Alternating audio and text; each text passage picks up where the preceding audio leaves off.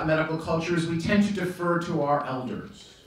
So we see something that's going on in the world around us and we say, oh, someone must have thought of that.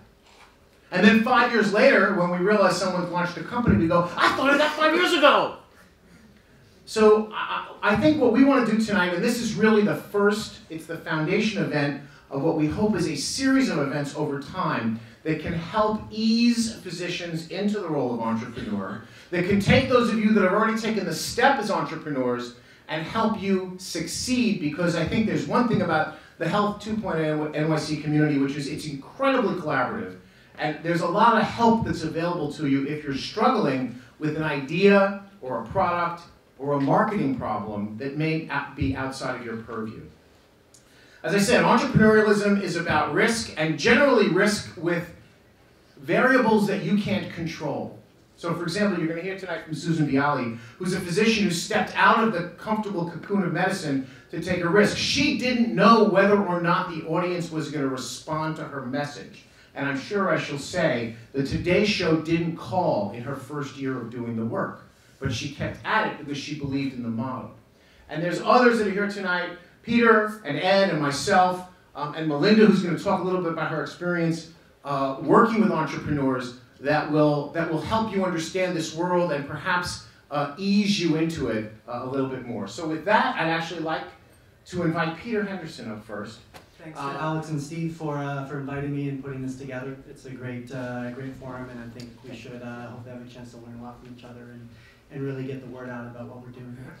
So my name is Peter Henderson. I'm currently a general surgery resident, as well as the co-founder and CEO of New Healthcare Enterprises, a healthcare technology company based here in New York City. Now my path is a little different than most of the other panelists, as well as the doctors out here in the audience, in that I'm a little earlier on in the pathway, in that I'm still in the middle, though fortunately nearing the end of my medical training. And so hopefully it'll be a slightly different perspective and add a little bit to what the group is sharing here today. So my aha moment came about 4 years ago. I was a general surgery resident on call, and I got called down to the emergency room. It was 4 in the morning. I'd been on almost 24 hours. I was pretty tired, as you can imagine. And the woman was about 60 years old. She was obviously pretty sick at baseline. She had peripheral vascular disease. She had a really poorly healing wound on her leg. Was obviously pretty sick.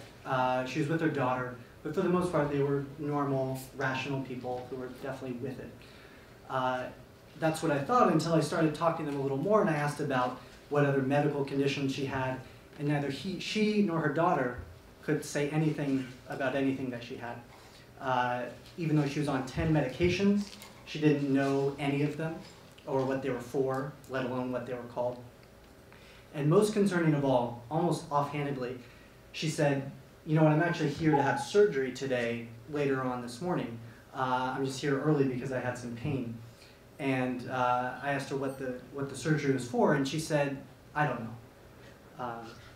This woman was here for an operation that she was agreeing to and that her doctor had recommended, but she wasn't really clear on what it was or why it was happening. I talked to the vascular surgeon who was going to be treating her, and he told me that she was going to perform an amputation that day. So this woman was going to have her leg amputated, but didn't know it, but was okay with that.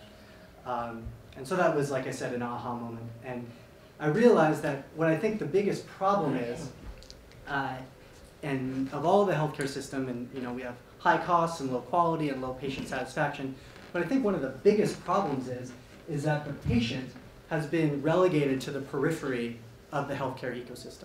And one of the ways to prevent that happening, beyond just having an awareness of the phenomenon, is to get as many mentors as you can who are very successful in the area that you want to pursue. And beyond that, when they give you advice, please follow it. Because I had mentors who told me early on, you know, you should really be checking references aggressively for anybody that you want to do business with.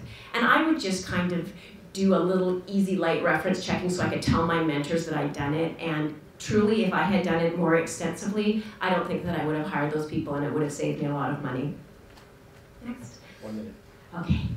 So Dave Ramsey, the financial guru, asked a billionaire what the very best book would be that he would recommend for monstrous financial success.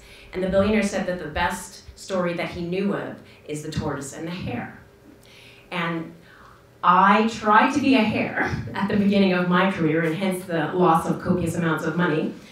But the people that I have seen, bloggers for example, who've gone from being complete unknowns to earning even 7-figure incomes what they're doing, what they did is day after day, week after week, for years sometimes, they just kept producing, they kept plugging away, they kept blogging, they kept posting, and eventually now they are spectacular successes. And this is actually my new business strategy for 2012, is to stop focusing things on the Today Show, which did call, but I didn't get on. And so focus less on the big, stupendous elements of success and just focus more on doing the small but very necessary tasks every single day. That will move you forward. And finally, I just have contact information. If you have a question, please come ask me anytime tonight. My blog is happyhealthypassionateyou.com, or you can email me at susan@susanbialy.com. Thank you. And just for entrepreneurs in general, know yourself, be true to yourself, and just keep at it. Thank you. I'm always close.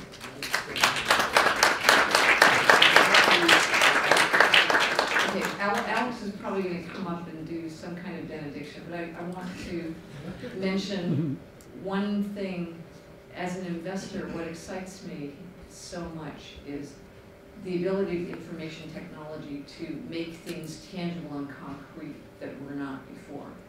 And so this whole quantified self movement, it's kind of, if you know exactly how everything from how your blood sugar is changing to maybe you have a visualization of how you're going to look in 20 years if you don't stop drinking, if you can manage your biomarkers, it's sort of like, how could you control your spending if you didn't have a budget, or by giving more power to individuals is really an exciting opportunity. And so, you know, whatever. Alex, your turn. Thank you all very much. Big hand for Esther Dyson, one of the most powerful women in America, believe it or not. Thank you, panelists. Thank you, participants.